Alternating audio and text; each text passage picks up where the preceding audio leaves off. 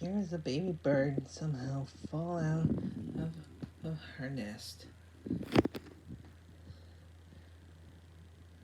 She was just trying to fly, but somehow she's still not ready. That poor baby bird. Not quite sure when their mother and father comes back. Good thing there's no predators. That's a relief.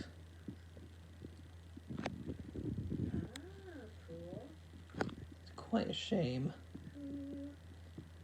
Shame no one can help them. I mean, that's against nature.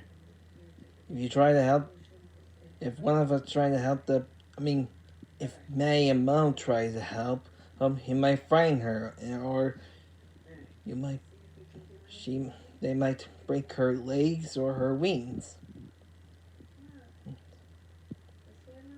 Oh, brother.